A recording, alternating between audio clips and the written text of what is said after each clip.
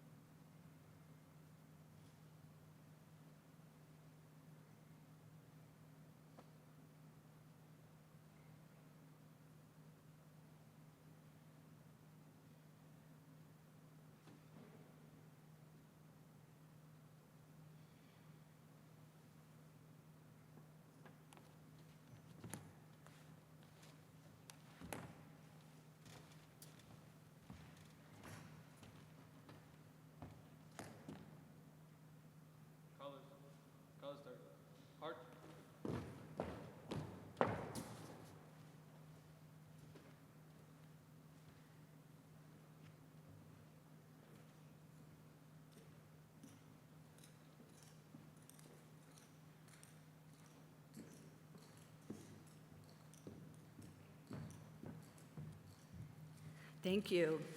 Welcome to the 74th Annual Governor's Industrial Safety and Health Conference. Please be seated. My name is Kelly McGuire. I have the privilege of being the Board of Directors President this year. Our board has 15 different industries that we represent, and I'm representing IT professional services for the labor side for OPEIU Local 8, which is my union. As you can imagine, this conference takes a lot of hands, a lot of volunteers, and at this time I would like our board members and officers to stand. And any emeritus board members to please stand so that we can acknowledge them.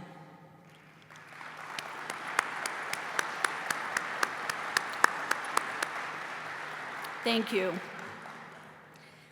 As I said, we represent 15 different industries in the division of safety and health arenas, and we represent both labor and management. And it's refreshing to work with individuals on both sides that we commonly come together and work on safety and health issues for the workers in Washington State.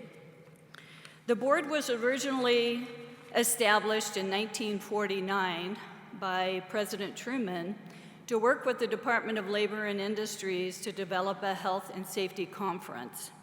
Since 1949, we've grown. We have this conference, we have a Maritime Safety Day, a Construction Safety Day, and 2 egg conferences, which are given both in Spanish and English, which we're very proud of.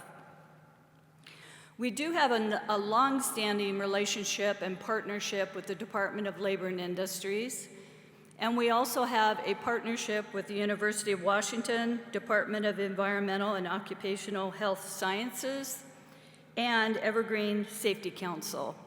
And we're thankful for these partnerships to put this conference on each year.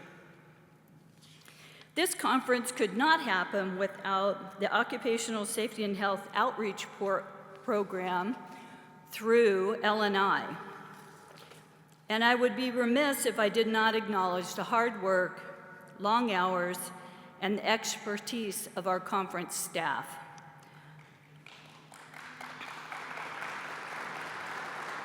I would like to thank Natasha McMaster, Conference Manager, Christy Lynn, Conference Coordinator, Julie Sir, Conference Assistant, John Gephardt, Education and Outreach Manager, and the many L&I staff members that help with this conference each year.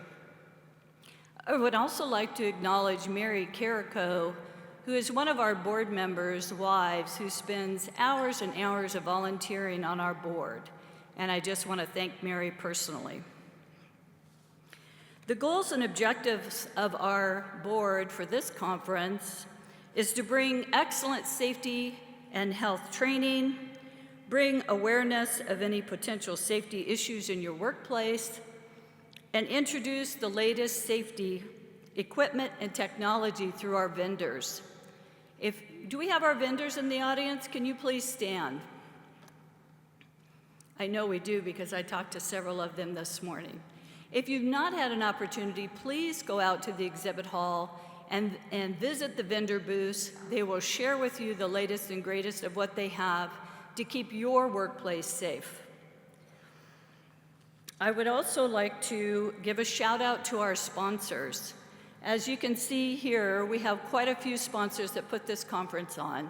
Conferences cost money, and without sponsorship, we could not bring the expert speakers that we have for you today and our keynote speaker, so we thank our sponsors. All of our sponsors that are in the audience, please stand.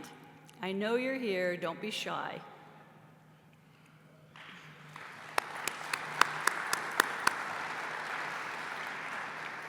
I would like to share just a moment about the Pole Top Rescue Competition. This is their 50th annual, as you'll see on the tote bags that we have. And if you've not had the opportunity to go out and watch these linemen do the rescue, I encourage you to do so. They're right here on property, and they do amazing work.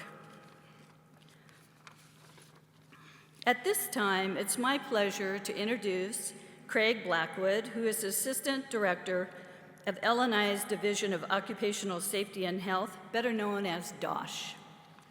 Please give Craig a hand.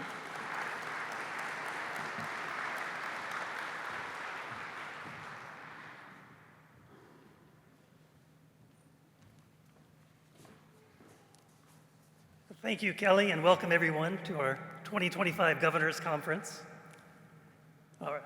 All right, you guys got the slides, I see. Thank you.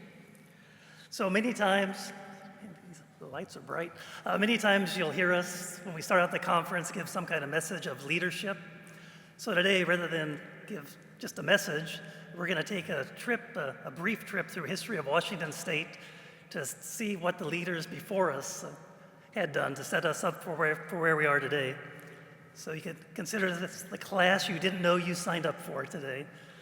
So with that, we can go to the next slide. Thank you. And so we're going to start 136 years ago. So that was a while back. And in this state, the right to a safe workplace is written right into our Constitution.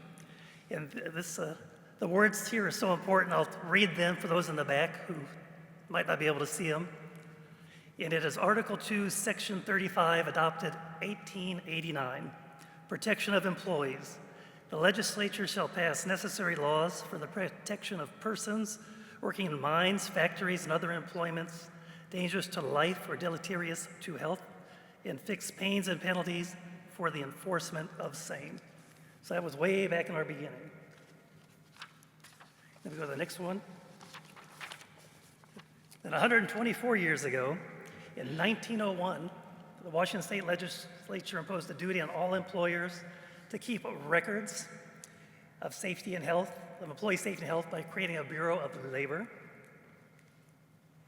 And that organization that not only prescribed the records to be kept, but they had the authority to inspect and enter employers' premises. That was 124 years ago, well before OSHA and our state plan. 122 years ago, or all the way up to 1903, the Factory Act mandated safeguards for equipment, ventilation, and sanitation in factories, mills, and workshops. And then in 1905, an amendment to that act granted workers the right to notify their employer of unsafe workplace conditions and to request inspection. And 118 years ago, 1907, the authority to conduct inspections was strengthened and stop work orders were allowed. Then in 1911, the worker compensation law was expanded when it comes to workplace safety and health. It will catch up today at some point, trust me. So 112 years ago, 1913, this one's big since we just heard about the 50th anniversary of Pole Top. In addition to general safety and health leadership in this state, there's been specific leadership when it comes to high voltage and electrical work. And one of the first was in 1913, Senate Bill 422, Safety Standards for Electrical Workers, was enacted over 100 years ago. And then in 1921, yours truly, for those of us that have labor and industries, we were created. So Elle and I recently celebrated our 100th year of existence. All right, now we're up to 102 years ago. In 1923, it was made a misdemeanor if employees or employers removed or destroyed safety devices. And then a real big one, and we celebrated this last year, 100 years of safety committees required in this state. And you'll be hearing, I think, more about safety committees soon. But at the time, just over 100 years ago, safety committees were required for all employers with 6 or more employees. Then in 1944, kind of a predecessor to our consultation and education programs, there was a safety educational section developed where you could get, in the old days, you could check out films when we used to have videos and CDs, and we still have a library today. All right, now we're up to 74 years ago. We're going to hop a few years. And because this is a governor's conference, y'all get your own slide. So Kelly, I think you said in 1949 this became an idea. In 1951 in this state, the governor of our state actually signed with a document establishing the advisory board. So that was in 1951. And then we can hop to the next one. So 55 years ago, after Washington had been leading for years when it comes to safety and health, the federal government got involved, and most of you know this. In 1970, the OSHA Act was signed by President Nixon at the time. We got some interested ones up there. I like it. And it included worker protection, safety standards, inspection enforcement, training education, and consultation. And as a side note, at that time, there was approximately 14,000 workplace fatalities annually. Then we hop to the next one. All right. Then 52 years ago, Washington, we became a state plan. We recently celebrated in 2023 our 50th year as a state plan. And for trivia, we were the fifth. If you're ever wondering who came before us, the first was South Carolina, second was Oregon, third was Utah, fourth was North Carolina, and Washington was fifth. And if you look at those dates that each of us became a state plan, there in a couple months, there's lots of state plans being established. There's lots of stuff going on to establish state plans since 1972 and 3. All right. And then the next one, please. All right. So we started 136 years ago. Now we're up to today, September 24th, 2025, here at the Governor's Conference. So I hope you enjoyed the short trip down memory lane, history of leaders who came before us. And if you have any questions, you can let me know when you see me walking around. There's much more history in this state that is not included here. We have a rich history of safety and health from the days of our inception until today. And speaking of leadership, I'd now like to introduce the leader of labor in industries. There we go. Our director, Joel Sachs. Thank you.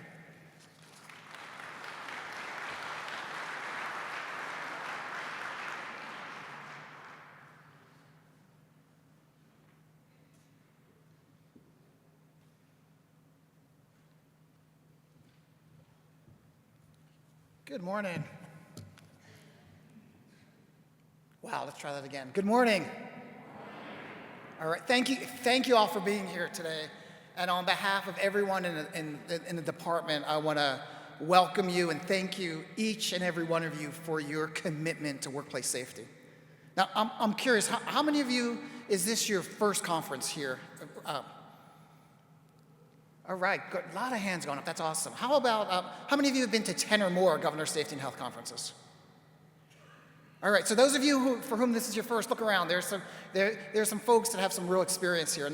And the reason that I start with that is I think one of the most important things about this conference is it's an opportunity for us to pause from the work that we do each and every day in our individual workplaces, come together with like-minded folks and talk about what can we do individually, what can we do collectively to make a difference in our workplaces.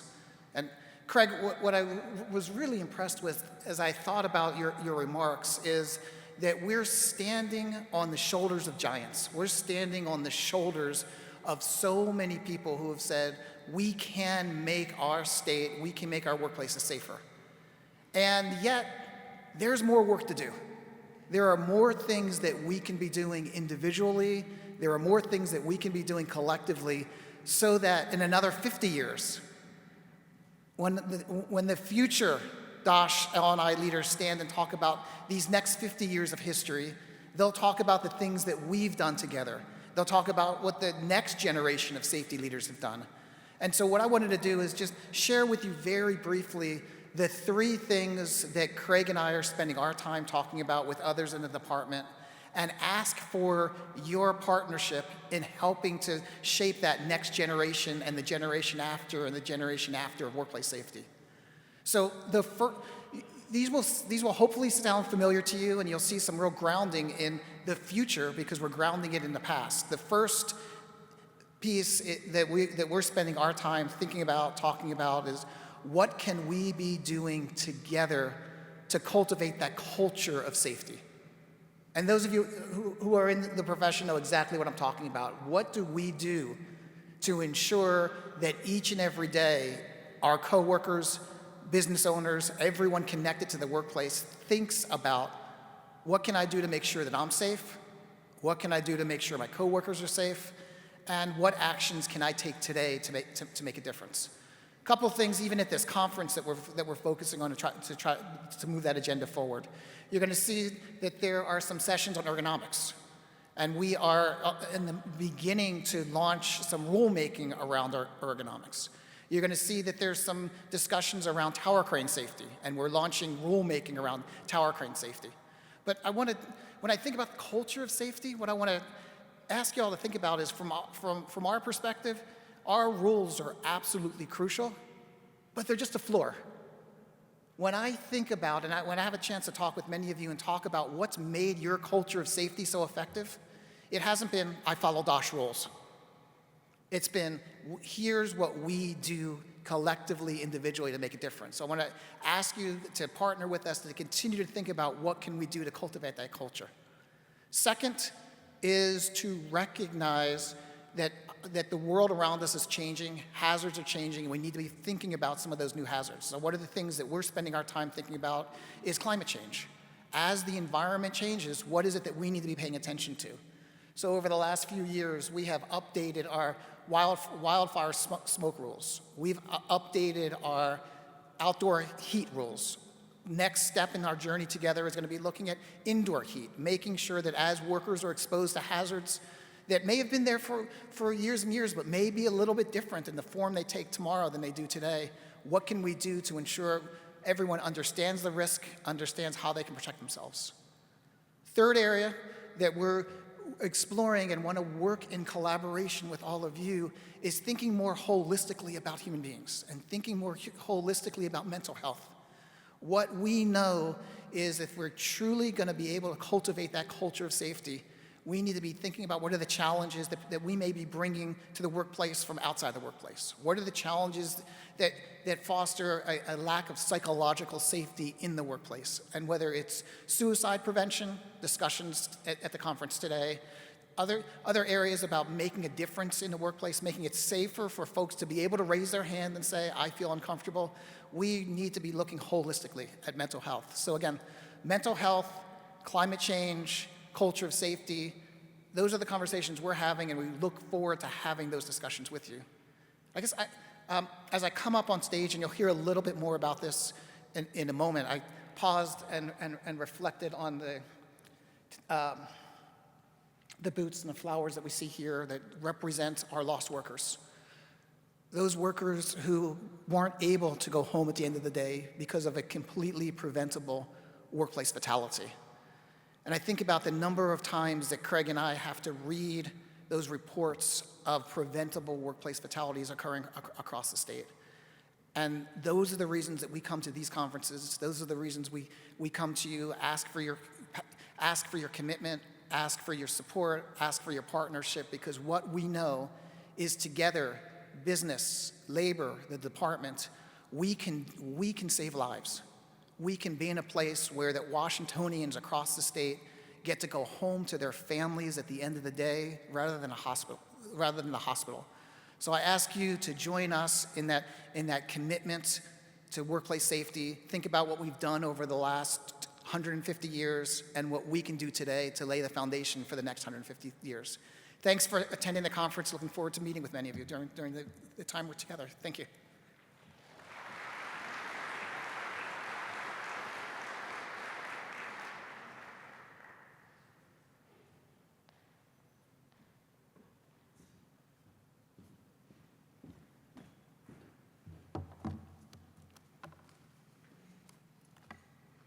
At this time, we're going to hear from Governor Ferguson via a video that he's prepared for us. Hi, everybody. I'm Governor Bob Ferguson, and first I want to thank the Department of Labor and Industries and the Industrial Safety and Health Advisory Board for the chance to say just a few words today. The board, made up of representatives from more than a dozen industries, was created to bring management, labor, and government together to nurture a culture of safety for workers. I'm really proud of what their decades of work has accomplished for our state. And I want to thank each and every one of you for coming to this year's conference and sharing our shared commitment to a safer workplace for for all Washington workers. I really recognize that your presence here today took time from your busy lives, it took resources, it took planning, and it shows just how much safety is a shared priority here in Washington State amongst all of us. As governor, I'm really committed to protecting the health and safety of workers all across our state, and I look forward to continuing that work with you for a long time to come. Thank you so much for your service. Stay safe out there and enjoy the conference. Okay, at this time, I would like to bring up Lance Stotts. Lance has served on the poll top panel for many, many years, and he works at Seattle City Light. And please give Lance a warm welcome.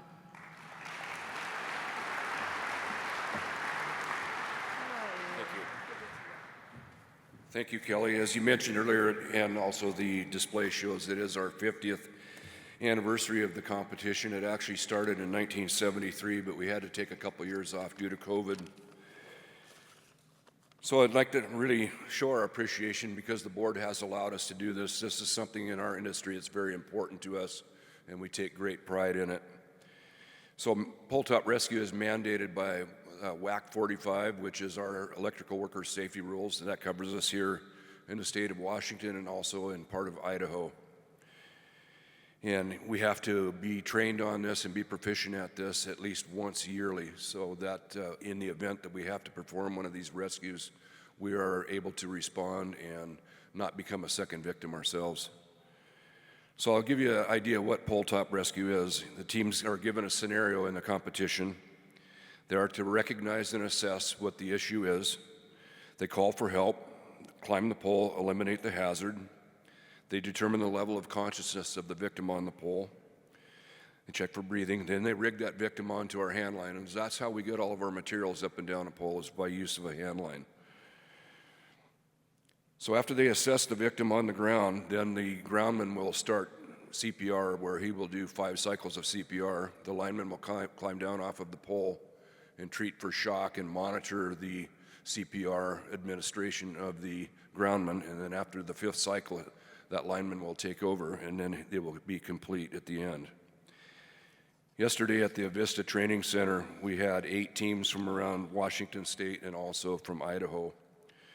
And we had, those teams were Tacoma Power, Avista, Peninsula Power and Light, Seattle City Light, Grant County PUD, Snohomish County PUD, Cowlitz County PUD, and Inland Power and Light.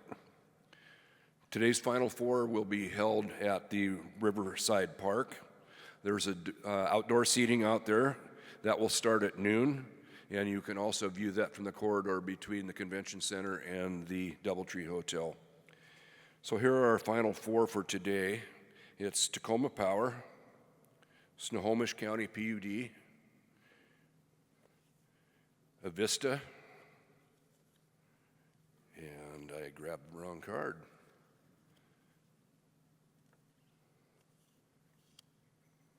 Try to go back to the memory bank here.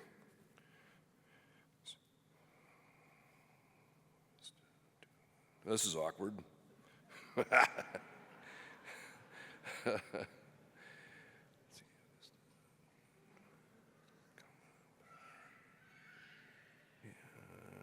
Oh gosh, I don't know. I can't remember, sorry. I've got to go back to my notes. I'll let them know. Thanks for the opportunity to come up here and embarrass myself. Have a good day.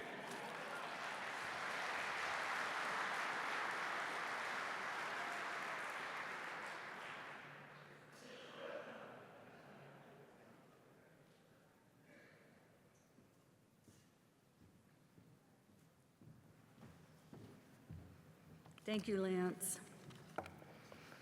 As previously shared, the display to my right, the boots, the vest, the hard hat, flower, and candle, represent those that we have lost in workplace fatalities last year. So as we scroll those names, I would ask for a moment of silence.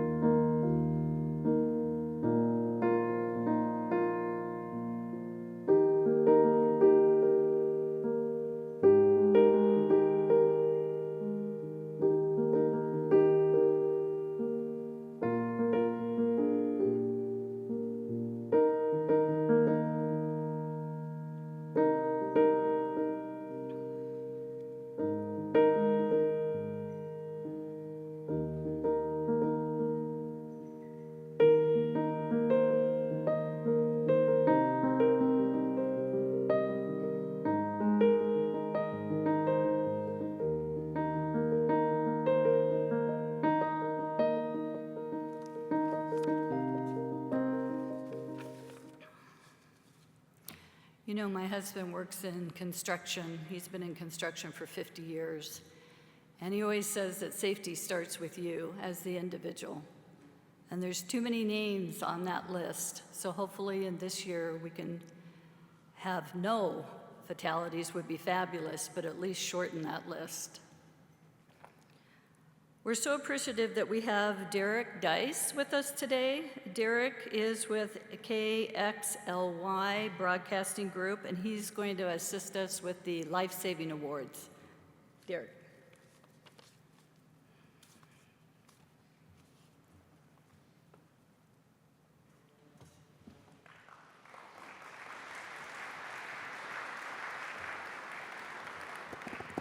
Thank you so much.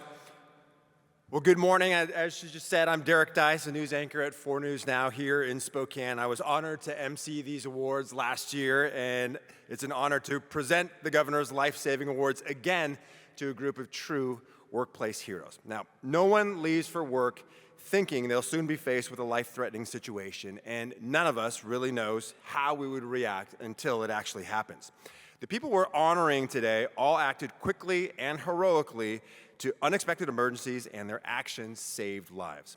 These stories about people who stepped up to help coworkers and strangers are comforting, and they strengthen our faith in humanity and in our communities. Now, first we'll begin with a special honor. Sometimes, despite our best efforts, there are tragic results. The Humanitarian Award is given to workers who did everything they could to try to save a life, but sadly were unsuccessful. This year's Humanitarian Awards go to 2 workers involved in an incident you might actually recognize, as it was broadcast pretty widely on local news outlets, including here in Spokane. Damon Kohler, a plumber, was on his way to a job site when he saw 80-year-old dog walker Ruth Dalton and the dogs in her care being attacked in her SUV. He jumped into action, grabbed a bat, and slid over the hood, swinging at that SUV, smashing the back window and freeing 5 of the dogs inside. Damon tried to fight off the carjacker while a knife was being thrust into his face. He tried to give Ruth time to escape, but she was sadly run over by her own car as that assailant took control of the SUV and fled. John Ayala of Rain City Fence held Ruth in his arms until she stopped breathing, then performed CPR until paramedics arrived. Ruth suffered catastrophic injuries and was unable to be revived. Despite John reporting that he knew she was gone, he did his absolute best to give Ruth whatever chance of survival he could. So let's show our appreciation now to Damon and John for their heroic efforts and acts of bravery.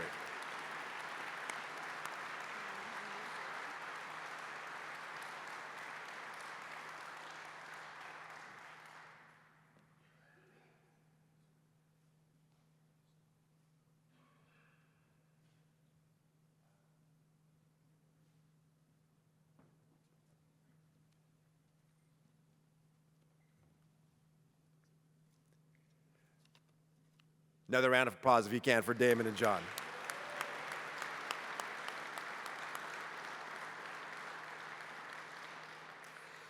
Well, you just never know when an emergency will occur, but the quick thinking and fast reactions of our next honorees reassures us that our coworkers, neighbors, and sometimes perfect strangers are there to do the right thing, and that we can all feel a little safer knowing that these people are among us. Please join me in honoring these brave and selfless workers in Washington, recipients of the 2025 Life-Saving Awards. We begin with a group of Boeing workers. During the normal course of work, the team was working with Paul Inman and noticed he just didn't look well. Paul started to fall to the ground, but was caught by coworker Lyle Shoddy. He called for help, and coworker Michael Young began CPR and directed others to help. Derek Buckner called for the Boeing Fire Department. Ian Mullins ran to grab an automated extended defibrillator, and Ben Reinman directed the fire department to the site, and Nelson Tardy assisted with CPR. The AED indicated that the shock was required, and when applied, it caused Paul to immediately regain consciousness. About 3 minutes after the shock, the fire department arrived to take over. This event happened just 22 days after AEDs were installed in the building. Several of the workers had taken the American Red Cross First Aid CPR AED course just weeks before the incident. These men were calm, professional, directed others to help, and responded quickly to save Paul's life. Come on up, gentlemen.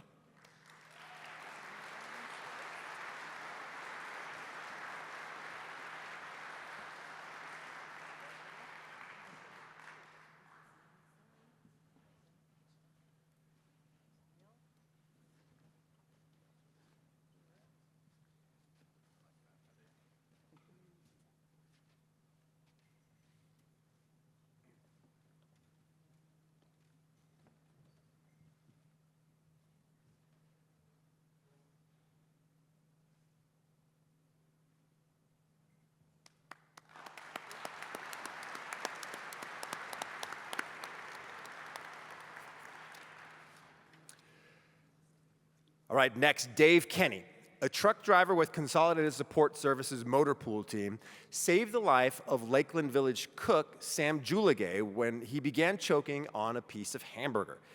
Desperate for help, Sam turned to coworker Holly McFarland, who attempted the Heimlich maneuver but couldn't generate enough pressure to dislodge the food.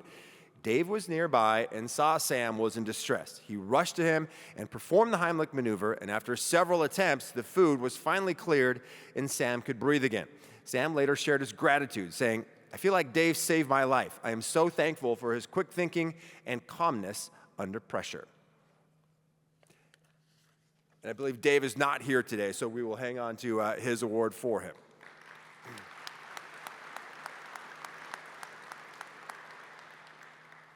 Moving along to our next recipient then, the next emergency occurred at the Elwood, and a permanent supportive housing facility serving unhoused people. On the day of the incident, Laura Jean Skiles was managing a free Humane Society of Southwest Washington spay and neuter clinic on site with their mobile veterinary clinic organized to support the residents and their pets. She was stationed outside at a table when she saw a housing manager running across the parking lot toward a commotion involving several visibly distressed residents. With Narcan in hand, Laura Jean quickly moved in to help. She saw the housing manager administering CPR to an unresponsive male resident who appeared blue, unconscious, and without a detectable pulse.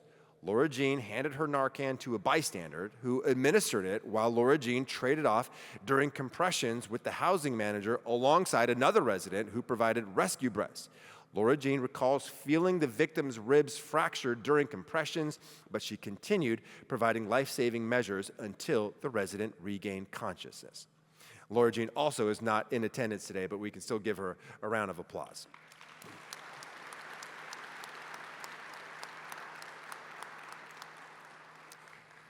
Next now, a call came in from a Holt Home sales representative saying a customer walking along the path by a retention pond had spotted something in the bushes but was too frightened to investigate. Without hesitation, Thomas T.J. Kinnison and Jack Templeton responded.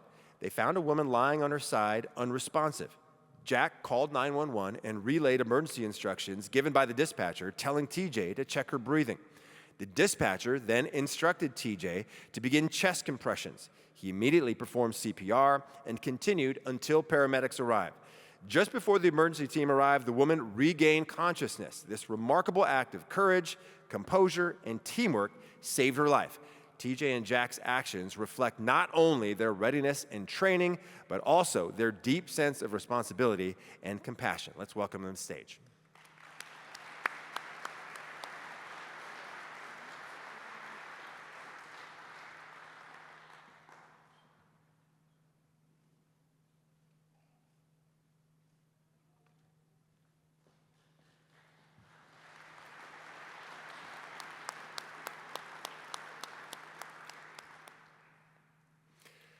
Well, a Pierce Transit bus driver was making a turn when he heard a thump on the floor.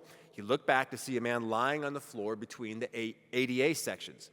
He pulled over and found the man unresponsive. He called the communications center, and supervisor Dawn Nielsen came to the scene. She said the man had no vital signs, so she started CPR.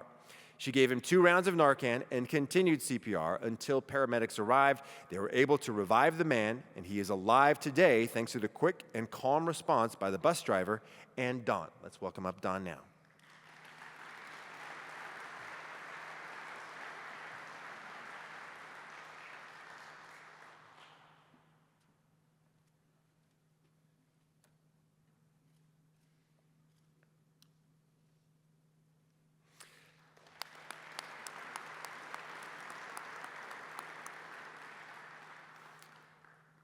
Next now, the victim was on the hillside of a retention pond using a manual puller to clear small Scotch broom that could not be reached by the excavator operator, Gino Saizon. Gino was looking to ensure ground personnel were clear prior to swinging the excavator arm over. That's when he saw the victim lying face down on the ground. Gino immediately contacted another ground crew worker, Carla Sims, on the radio and told her to call 911.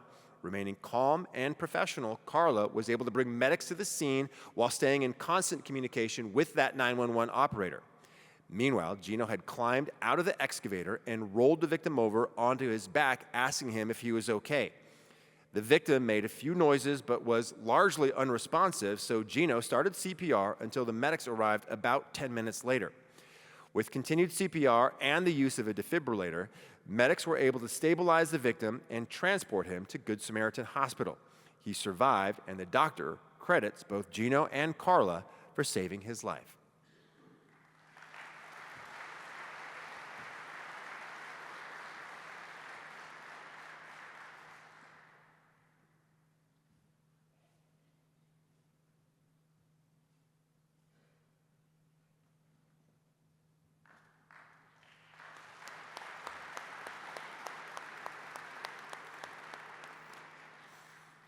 Well, an unfortunate event resulted in a person falling into the water near the Vigor shipyard. The person's work boots, tools, and clothing made it very difficult to stay above water. Vigor employee Enrique Garcia was able to throw a life ring to the victim within seconds. Enrique also directed bystanders to use the life ring tether to help the victim get to a ladder and climb out of the water. The person was cold and tired but uninjured thanks to Enrique's quick and focused actions. Unfortunately, Enrique not able to be here today, so we'll hold on to his award as well.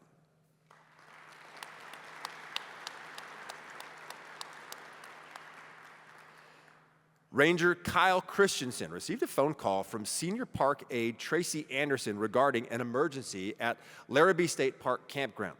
A male needed CPR and an AED.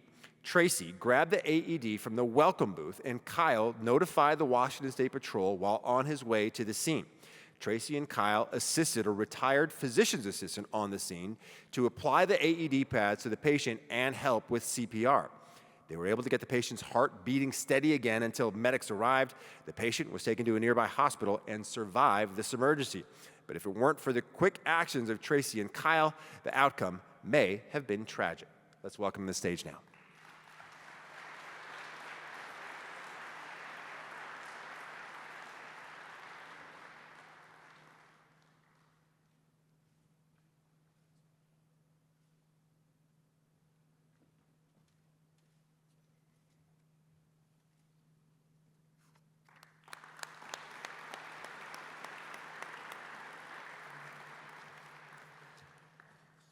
It was just another typical winter night patrol for Forks maintenance crew member Bill Calhoun.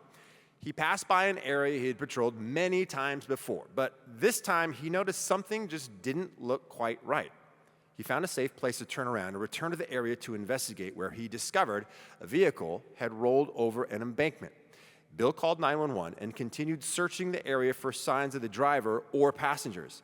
He heard a woman who had been ejected from the vehicle crying for help.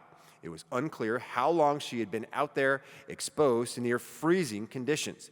He informed first responders of her whereabouts and stayed with her until they arrived on scene. Thanks to his situational awareness and quick action, medics were able to respond rapidly, potentially saving her life. Bill's ability to recognize the signs of a serious incident, investigate further, and take decisive action reflects greatly upon himself and the Washington State Department of Transportation. Let's give Bill a hand.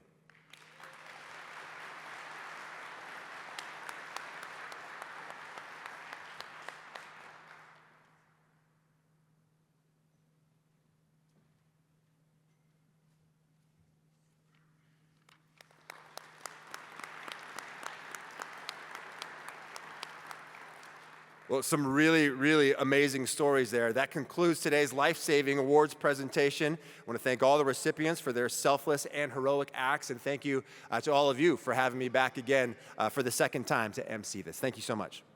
Thank you. Appreciate you.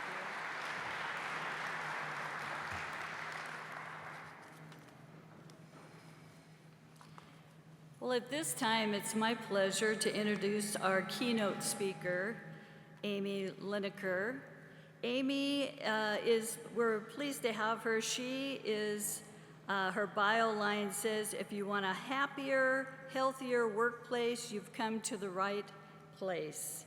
She is an optimistic, joy-seeking, recovering workaholic who founded the Lineker team with a single mission: to create happier, healthier workplaces. Please join me in welcoming Amy. I can't wait to hear you. Hello, good morning. Thank you so much for having me. I'm not used to standing still, but I will do my best. So today, I get the pleasure of talking to you about authentic leadership. We're going to talk about what it is, we're going to talk about what it isn't, and its connection to worker safety. And we're going to do it in a really easy way to remember, which is 4, 3, 2, 1. I want to share what you'll get in the next hour. So if you stick with me, I'm seeing people leave, but I'm not taking that personally. Here's what you'll get. I'm going to share with you the 4 things that we want from leaders. This comes from brand new global research. It's changed the way that I lead, it's changed the way that I work, and I think it will for you too. I'm also going to share with you 3 things that get in the way. It's not enough just to say we want to do it right, we have to understand what's going to get in the way of us doing that. I'm going to leave you with 2 challenges, and then finally just 1 word to remember. There's been a lot of information coming at you, so if you remember nothing else, you'll just have to remember 1 word. Does it sound good so far? Yes, oh, thank you to the table that gave me all thumbs up. All right, so in addition to all of those, the thread through our talk today is going to be connection. There are dozens of definitions of connection. The one that I enjoy the most comes from Brené Brown. And she writes about it this way. She says that connection is the energy that exists when we feel seen, heard, and valued, and when we can give and receive without judgment. That's connection. And if you think about the 3 things we heard from the director that they're focusing on, all of those rely on connection. It's going to be the theme through everything we talk about this morning. What I'd like you to do at your tables, first of all, any introverts, would you raise your hand? I'm one. I apologize to all of you. Lots of hands just went up. So you're only going to have to share 1 thing. It's going to be quick and painless, I promise. What I'd love for you to do at your table is, outside of work, what is 1 good thing in your life right now? So just take a couple minutes, do a quick share at your table, and then we'll come back together. All right, friends, as we come back together, I'm actually going to ask this table to do something that they weren't aware of. So Allison, would you be willing to grab this microphone right there in the center? And I'm going to ask that your table share for the rest of us. Tell us who you are and what was 1 good thing in your life. Allison's regretting sitting in the front, I'm sure. Well, I tried to do the right thing by sitting with my bosses, and that blew up in my face. Okay, so 1 good thing going on in my life right now is the weather's getting cooler, the rain's gonna come in, which is gonna turn into snow, which means I get to start skiing on the weekends, which is super cathartic, just getting out in nature and enjoying that part of the year. So looking forward to that. Craig? Oh, we're supposed to go around? Yep. Now I'm regretting sitting in the front. Hello again. We're going to have our first grandkid next month, so that's something cool. Yep. Nice. Thank you. Spending time with family, that's my 1 total joy of my life. Thanks, Kelly. I'm not sure if it's a total joy, but I'm moving to a new house, and I'm going to finally have like space that my kids can play outside. Great. Thank you. Good morning. I am happy that it's still sunny out and we're able to walk outside for a little bit longer. Thank you. I just moved to a new place with a wonderful water view, so that's the good thing in my life. Excellent. Thanks, Thomas. Oh, sorry. I was just to wake everyone up.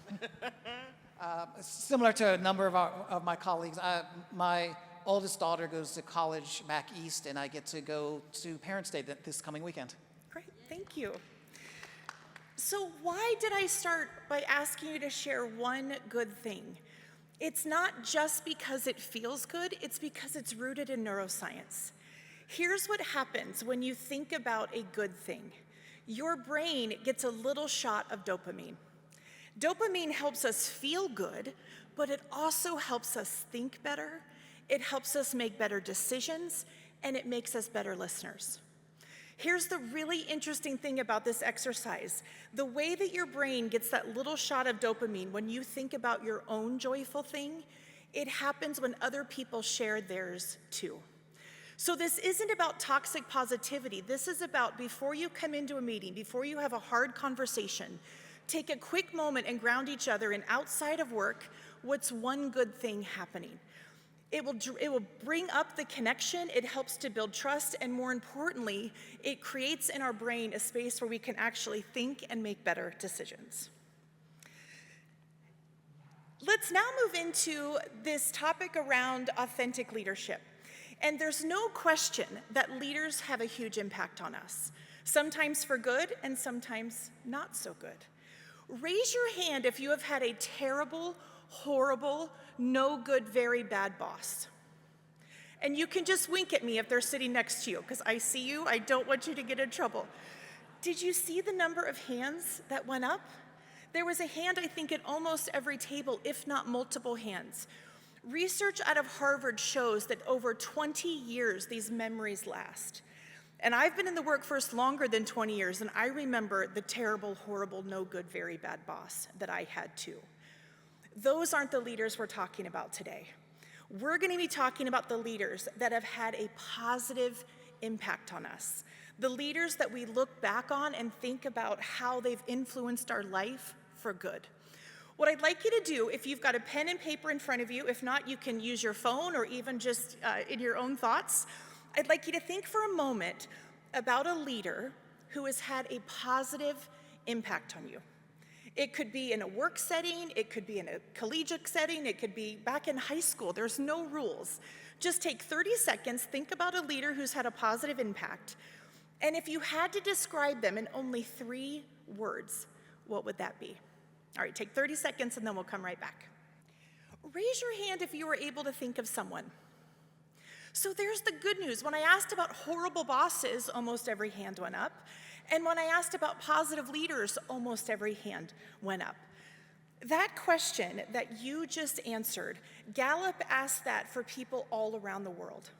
They asked it across 52 countries and territories. They asked it accounting for 76% of the world's adult population. That's a lot. Here's where the research gets interesting. When we describe what makes a positive leader, we talk about the same 4 things. Regardless of demographics, regardless of geography, regardless of industry, what Gallup has found is that the same 4 things show up in the research year after year. What I'm going to do is I'm going to share with you what those 4 things are so that you can celebrate yourself if you're bringing them to work, or you can make some changes if you want to do it even better. So here's the first one, trust. Trust is the foundation of every relationship.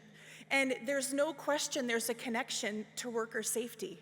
I saw on the agenda there are workshops around psychological safety, there's workshops on empathy, because the research is clear that in high trust environments, accidents are reported more and worker safety injuries go down. When we think about what trust is, I want to give you a really simple framework, because trust is kind of a loaded word. If I send you a 90-minute calendar invite and the topic is, I want to talk about trust, who wants to show up for that meeting? So what we want to do is think about a different way to frame trust.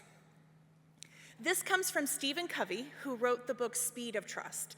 And after 40 years of research on teams, he found that trust at work is made up of 2 primary things. They're 2 really different but equally important things. And the first one is your character. Your character is who you are when no one's around. Your character is your integrity. It's your intent. Is your word good? That's your character. But Covey would say in a work setting, it's not enough just to have good character. If you want to be trusted at work, you've also got to demonstrate competence. Can you do the job that you've been hired to do? And if we only demonstrate one but not the other, we're not likely going to be trusted at work. It's worth exploring then, if I were to follow you around all day, not in a creepy way, but in a scientific observation way, would I see your character on display? Would I see your competence on display? Every single moment is a moment where you're showing people either they can trust you or they can't. And research would say it comes down to those two things. Just a few years ago, the Center for Creative Leadership, who's the gold standard of leadership research, they said, you know what, Covey, we agree with you. We agree with your 40 years of research. We think trust is character, we think it is competence, but they added a third one. And I am so glad that they did, because I think it's been missing from the model all along. I'm a certified mediator. I specialize in workplace conflict. I mediate hundreds of workplace conflict conversations a year. And what they added is what 99% of the mediations that I do are about, and that's communication. My guess is that you know someone who has really good character and who has really good competence, but the way in which they communicate creates miscommunication after miscommunication. It's painful to watch, it's painful to be a part of. So what this is now showing us is it's not just our character and our competence. We've got to be very thoughtful. Are we communicating in ways that build trust? What I'd like you to do at your table is share with each other, who is that positive leader that you thought of? And was trust one of your 3 words? Take a couple minutes, we'll come back in about 2 or 3 minutes. All right, friends, let's come back together. In the research, trust has shown at the top of the list year after year after year, because that's how important it is. And it makes sense because work gets done by people, through people. You can hire the most talented team in the world, but if they don't trust each other, if they don't trust you, they're never going to reach their full potential. I'm brought into organizations to help with all kinds of things, and the vast majority of time, all roads lead to trust. Covey found that trust just doesn't make us feel better. He found that there's a direct correlation between the level of trust on a team and how quickly that team moves and how much that team costs. I know you don't have the 40 years of research in front of you, but I bet you don't need to. I bet that intuitively you already know the answer. So in high trust environments, do you think we move faster or slower? Yes, exactly, faster. Because in high trust environments, we don't have to second guess each other. We don't have to have 37 layers of approval. We don't have to do work and then rework again. I know you're nodding, this hit close to home. I completely understand. And he found that it also costs more. When there is low trust on a team, it costs more because you're having to recruit more, you're having to interview, you're having to hire, you're having to solve more personnel problems. In his book, Covey talked a lot about the financial cost of low trust environments, and that's real. In my work, I see the human cost. There is a high human cost when you're working in an environment without trust. Our engagement goes down. We actually know that our health takes a toll. Last year, the former US Surgeon General of the United States put out a report called The Loneliness Epidemic, showing how in low trust environments, when we feel disconnected, it increases loneliness and has really significant health outcomes. So trust, not a nice to have, it's a need to have. Let's look at the second thing. So again, 52 countries and territories, 76% of the world's population. The second thing we want from positive leaders is compassion. Gallup's research is qualitative. So what that means is when they roll all of these things up into words like compassion, there were other words underneath, like love and caring and kindness. I want to share with you a more scientific definition of what compassion is. And in the research, compassion is called empathy in action. There's a lot of talk right now in the leadership world. There's a lot of talk right now about empathy. Compassion is empathy in action. So what does that mean? Here's what it means. This is research out of Harvard that shows we can tell how connected we're going to be, how compassionate we're going to be, using two different criteria. The first one is how willing are we to act or support someone? What is our willingness to do that? The other factor is to what degree do we understand the other's experience?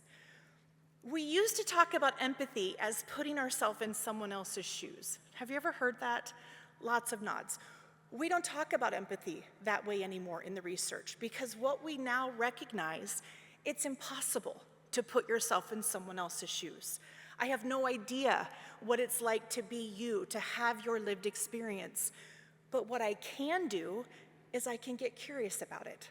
I can ask you about it. I can understand it. That's really different than saying, I am now pretending to be you, which I cannot do. The Harvard model doesn't include the disconnection and the connection, so this came from me. So if you look up the Harvard model, you won't see the disconnect and the connect. But I think it's a really important piece that really hits this home. As I'm walking you through these next four things, you're going to find that the first two are going to drive disconnection in your workplace. This isn't just about having a friend at work. This isn't just about work feeling good. This is about, do we have the levels of trust and care that we need in order to get the work done? There's a tipping point, and our goal is to cross over that line. We want to cross over from disconnection to connection. So let's look at what these four are. At the very bottom, this is what we want to avoid, is pity. Pity is, I feel sorry for you. Pity, I work with thousands of leaders a year. I've never met a single one who said, oh, I thrive in pity. I love it when people pity me. No one says that. It's not a human emotion we want to feel. And there's actually a saying often in the South that demonstrates pity. Does anyone know what it is? Yeah, bless your heart. That's pity. Look at all that. I can always tell where people were raised by the nervous laughter after bless your heart. That's pity.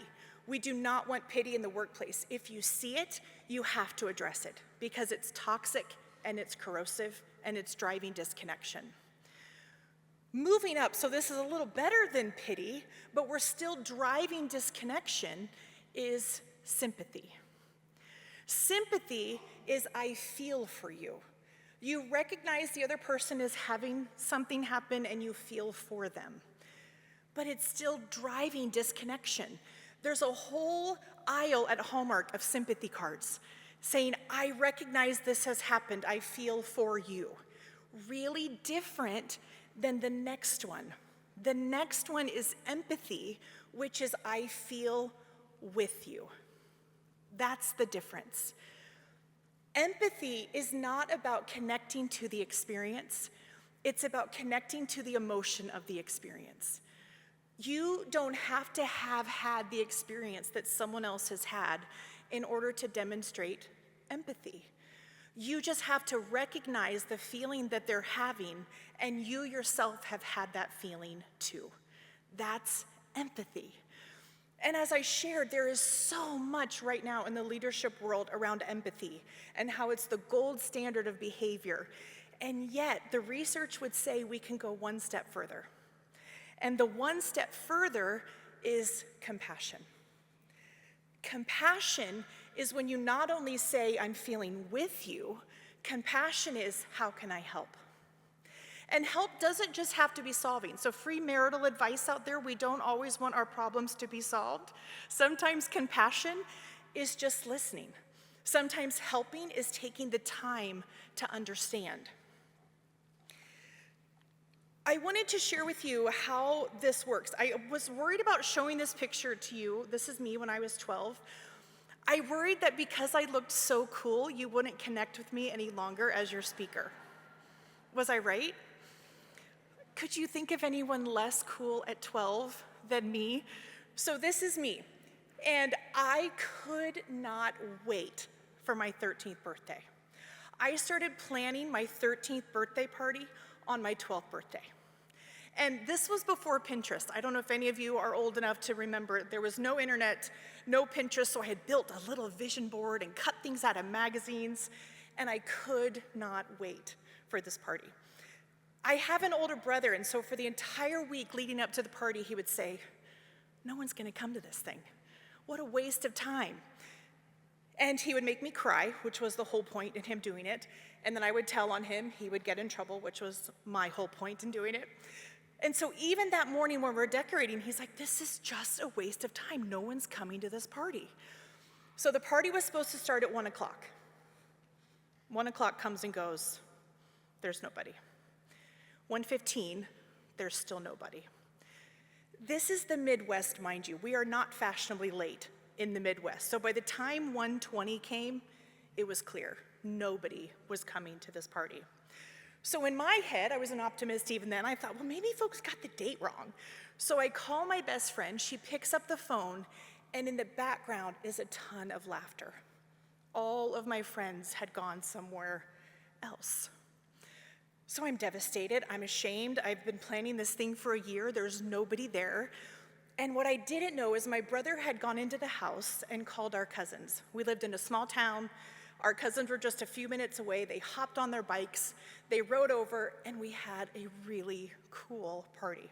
We ate the cake, we played the games, and I'm sharing this story with you over 40 years later, and instead of the day where I just remember that nobody showed up for my friend group, I remember how loved I felt by my family, how connected I felt.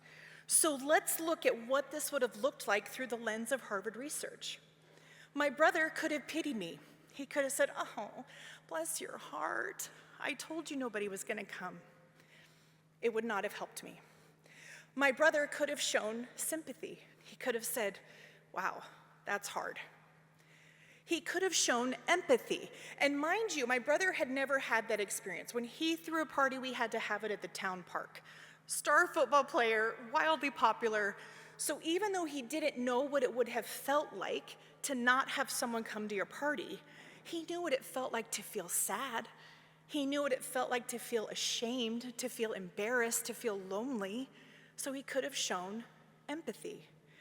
And if he had shown empathy, I would have felt some connection. But what my brother did was compassion. When he went in and called my cousins, that was him actually putting empathy into motion. And it was through that lens of helping that transformed that experience. I promise you, my brother was not reading the Harvard Business Review at the time. He was not using this research to dictate what he did. He was just doing intuitively what felt right.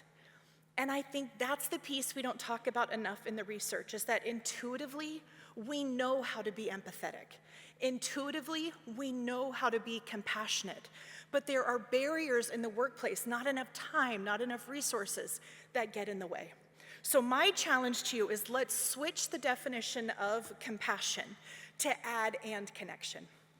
So instead of just thinking about compassion as empathy in action, let's start thinking about it as empathy and connection in action. Let's take a few minutes at your table, and you're really gonna hate this, so I apologize, but you're gonna love it in the end. I'm gonna ask 3 people from each table. You can leave your things, you're gonna come back. But 3 people from each table to just go join another table. Meet some new friends, connect, and then share if compassion was one of your words. We'll come back in 5 minutes. And then once you get settled at your new table, introduce yourselves and then share if compassion was on your list. So as you're settling back in, when I asked you to stand up and find a new table, did anyone get a little pit in their stomach? Did anyone wonder how quickly can I get to the door or pretend like I'm doing email? If so, the reason is actually the third thing we want from leaders, which is stability. What the research found that in addition to trust and compassion, stability is something that we want from leaders. Stability is the constant even in the throes of unwild amounts of change and ambiguity. Stability says that even though all of these things are unknown, Here's what's constant. Here's who we are. Here's our mission. Here's what we do. We are neurobiologically hardwired for connection, and the threat of disconnection is real.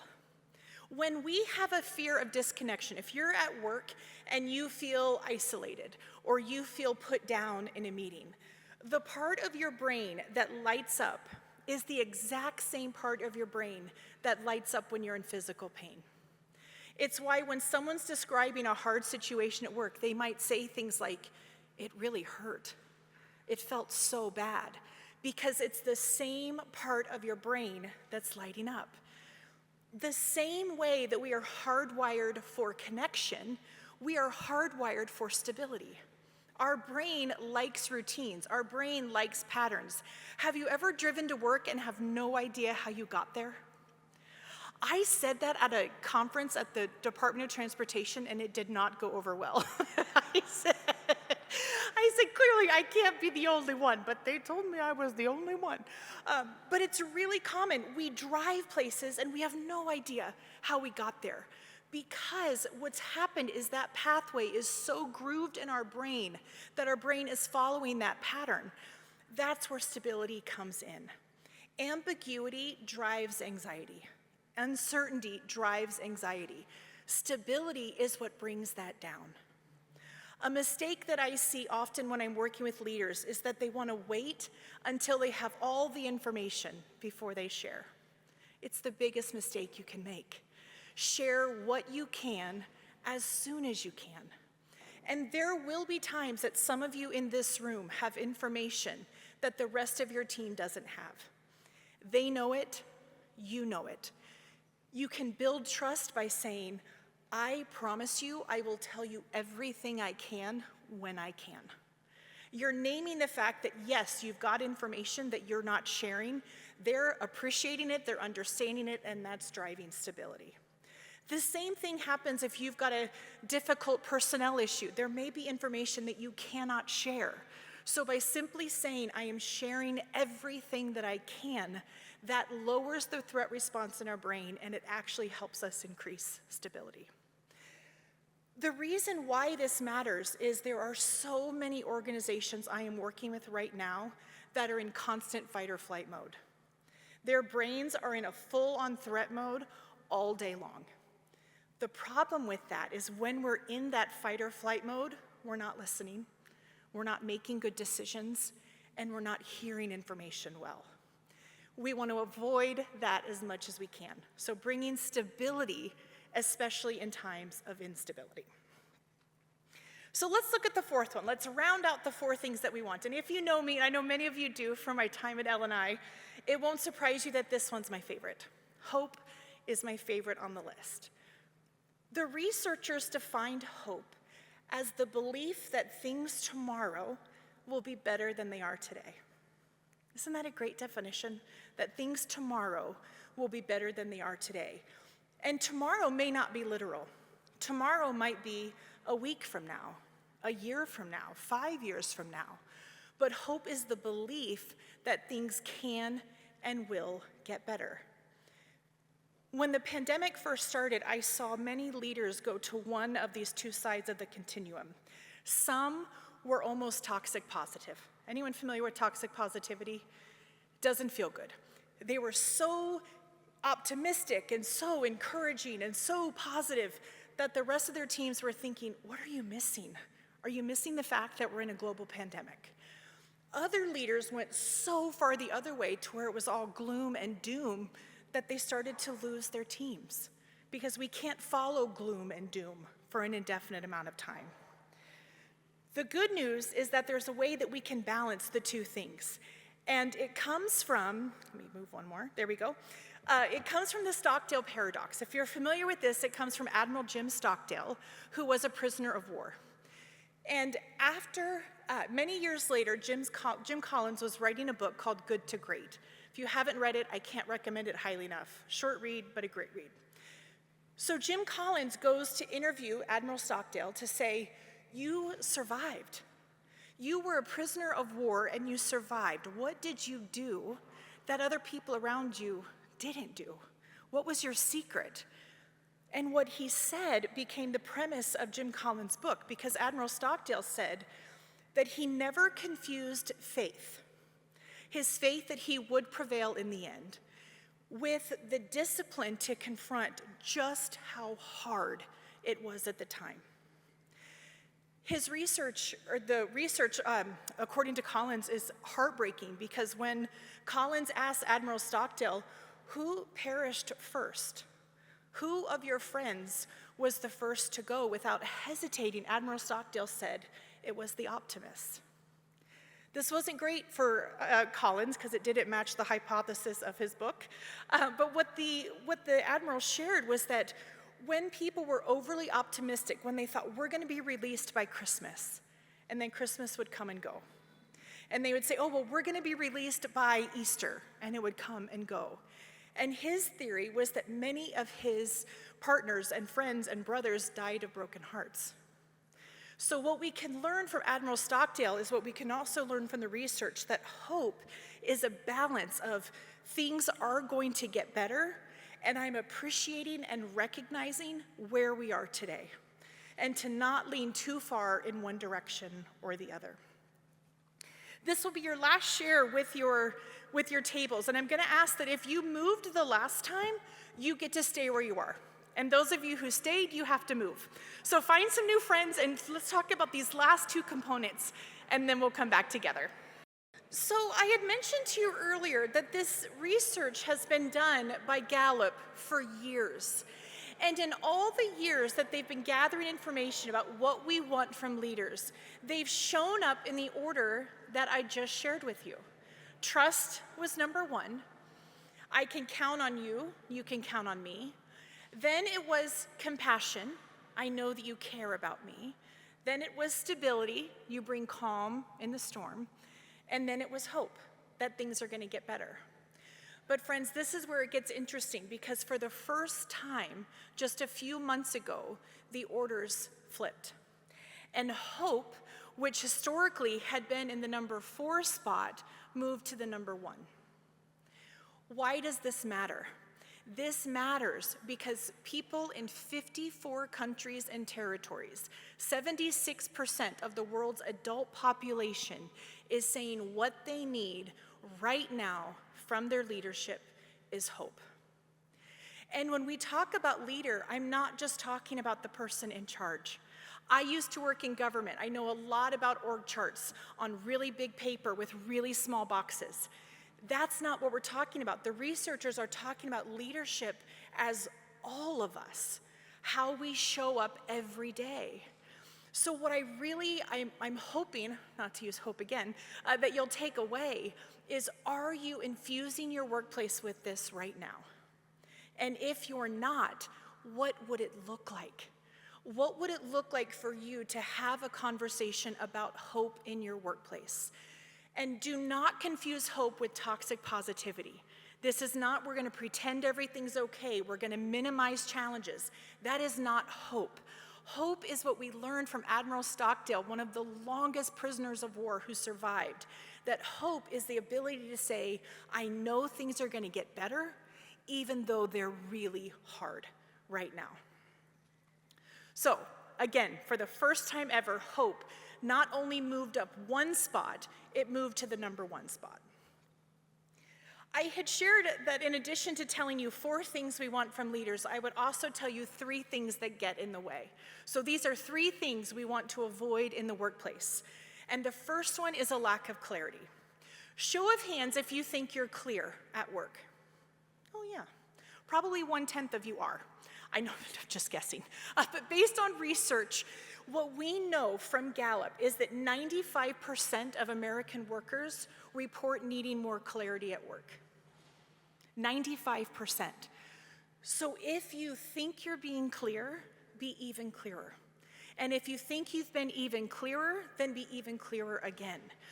And clarity is a two-way street. Clarity is not just about other people providing us clarity. What's the role and responsibility that we have when we're unclear about something? There's a workshop later today on psychological safety because that's the secret sauce. That's what allows me to feel unclear and voice it instead of keeping that to myself. So lack of clarity is going to get in the way. The second thing is fear. I had shared earlier that when our brains are in a fight or flight mode, we're not thinking clearly. We're not able to retain information. We're not able to make good decisions. When we're in a workplace of fear, it doesn't just feel bad, it has horrific health outcomes. And worker injuries go up. You can see the data connected to psychological safety. Years ago, I was the policy director at LNI, and I was so proud to be part of the mission to keep Washington safe and working. My dad had retired twice. He's on his third retirement now. And at the time, he was an equipment operator.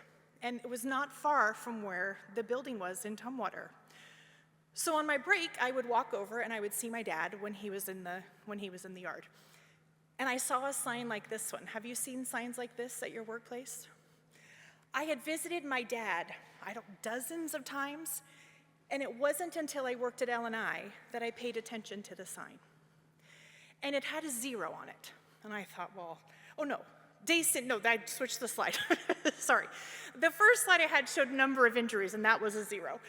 So at the time, I said to my dad, this is great. Like, this is wonderful. This is a safe environment.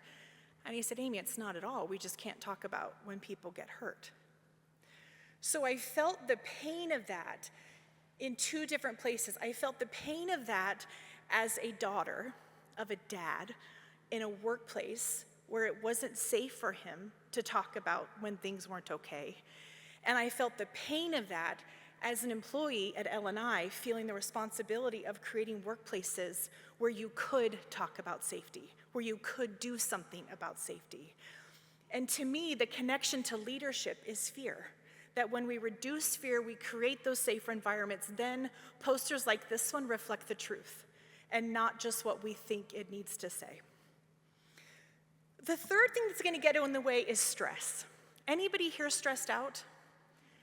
I have to say I'm kind of glad though, because I wrote a book on stress, and so whenever I see people stressed, I'm like, yes, they're going to need the book. But stress right now, according to the Center for Disease Control, stress levels are the highest they've been in American workplaces. This to me is fascinating because what we see from the data is that stress in American workplaces is higher now than it was during the pandemic. That was not the hypothesis of researchers. Most organizational researchers believed that stress was going to go up during the pandemic, which it did, but the hypothesis was that eventually it'll level out. Eventually we'll get back to pre-pandemic stress levels, and we haven't. So as you're leaving this conference, as you're heading back into your workplace, to consider what are the levels of stress right now in your workplace. And are you able to have conversations about what's increasing those levels of stress and what's actually reducing it? The way I see stress being connected to our main topic today is that stress thrives in isolation, and relief comes through connection. The hard thing, though, is that many times when we feel stressed, we isolate. And unfortunately, it creates this vicious cycle of we're feeling stressed, so we isolate. So we feel more stressed, then we feel more isolated. And you end up with teams that are working together, but are completely disconnected. We also stop asking for help. So there's data that shows the more stressed out we are, the least likely we are to ask for help. And isn't that heartbreaking? That at the exact moment we need help is when we're least likely to ask for it. So what that says to me is let's not wait for people to ask. What that says to me is pay enough attention, be connected enough to the people that you work with that you're gonna be able to see if something feels off. You're gonna be able to see if something needs attention. And I'm not asking you to be their therapist. I'm not asking you to be their psychologist. I'm just asking you to be someone who gives them connection, who provides that little moment of feeling seen, heard, and valued. Anne Lamott has a quote that I think is beautiful. You can ask my kids, almost every situation in life I can trace to an Anne Lamott quote. And she says that lighthouses don't go running all over an island looking for boats to save. They just stand there, shining. That's what I think we need to do with stress. You don't have to go running all over your workplace trying to figure things out. If you just stand there as a steady force, you're going to be able to recognize when other people need your support. We've known since the 60s that emotions are contagious. There's no question. If you've ever been in a workplace and there's a couple cranky people, and then kind of the whole team is cranky, and then the whole floor is cranky, so you just don't get off the elevator on floor 3, because that's where all the cranky people live. Now, there's a reason why. It's because emotions are contagious. And do you want to know what the most contagious emotion of all is? Stress and anxiety. It's why the American Psychological Association calls it the emotion of community. Because very rarely, if ever, can humans be around another human feeling stressed and anxious without picking up on it, either consciously or subconsciously. Now, I'm not suggesting that you go back to your boss and say, I can't stand next to you because you're feeling stressed and I can't be in your orbit. But I am saying that when you have the choice, be really specific, be really selfish with your time. Who are you spending time with? What is the contagious energy that you're letting into your life? And what's the contagious energy that you're spreading at work? I worked with a leader once who, in the throes of crisis, when everyone was stressed, when we had no idea how to move forward, he would walk into a room and just having him in the room brought the pressure down. And since then, it has been my belief that you can almost always pick out who's in charge by who's the calmest. And notice I didn't say who's at the top of the org chart, because sometimes the person at the top of the org chart might be the most frantic one in the room. But that doesn't mean they're in charge.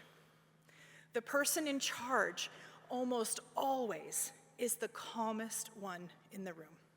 They're reducing stress, because by reducing stress, what that leader is doing, it's allowing people to tap into the limbic part of our brain, which actually allows us to think and make decisions and respond well. The next thing I want to share with you are 2 challenges, and I hope you take them. So challenge number 1 is, you thought of a leader who had an impact on you. Is the leader in this room? Did anyone have a leader in this room? Oh, good, so many of you. So here's my challenge to you. Before the conference ends, go and tell them. Before the conference ends, find them in the hallway, not in the bathroom. People follow me into the bathroom all the time. It's not lovely. But find them at some point in the conference and say, when I had to think of a positive leader, I thought of you. And if your leader's not here, then tell them anyway. Send them an email, send them a text message. I got to have dinner with the leader who has a positive impact on me just yesterday. Tell them. People want to hear it. I've done this hundreds of times. I've never yet had anyone report a story that was less than fantastic. No one's ever said, someone said, oh, if one more person tells me I was a good leader. Nobody. We want to feel that we are a good leader. We want to know we've had a positive impact. So challenge 1, tell them. Challenge number 2 is, what would it take for you to be on people's lists? If I were fortunate enough to be here with everyone that you worked with on a daily basis, would they have said your name? Would they have said, oh, positive leader? Yeah, of course, it's this person. And if you're not sure, or if you're having that moment of maybe I've not been showing up at work exactly the way I want to be, then this can be a reset. This can be a reset to show up in that way. And the last thing was, I wanted to share a word to remember. Anybody want to guess what the one word is? Yeah, I love that table. You're the same table that gave me the thumbs up. So hope, that's your one word. That's the takeaway. And remember, hope is about balancing those 2 different continuums of having a belief that things are going to get better and confronting the reality. I wanted to end on this story of hope because I think this shows it so beautifully. There was an interview with an Army medic who had just retired. He'd been an Army medic his entire career. And he shared a story about, as a young medic, the first time he was with a soldier who was about to die. And he was feeling the vital signs. They were going down. He knew that he was about to lose him. And he says that at that moment, the sound of an Army helicopter was overhead. And the vital signs changed. So this young Army medic was thinking he had just experienced something that was only going to happen once, but it didn't. It happened over and over and over in his career, which is why he went on to write about it. Because just that sound of the Army helicopter was hope. Just that moment of hope. So as we leave our time today, I'm going to encourage you to either be the lighthouse, don't go running all over islands looking for people to save, just stand there shining, or to be on the lookout for those signs of hope. Because even if you don't need it, research would say 57% of the people that you work with do. All right, thank you so much. I'll turn it over to Kelly.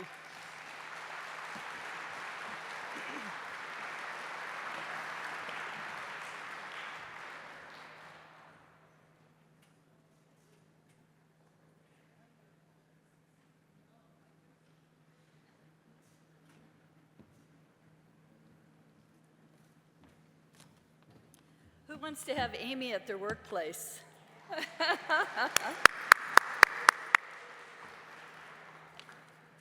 So as we're wrapping up, we just have a few things. One, connect with us on our social media platforms. We're out there. Two, download the mobile app. We're trying to go paperless, and so that mobile app will help you. And three, we have CEUs for the classes that you're taking today, so make sure that you sign in, let somebody know so that you can get those credits. And then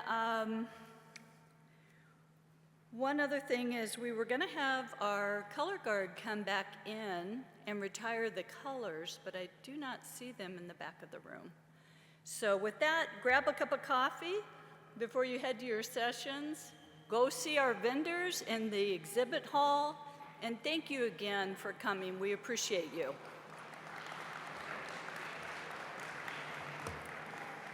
Oh, one other announcement. The fourth team for the pole top is Inland Power and Light. Thank you.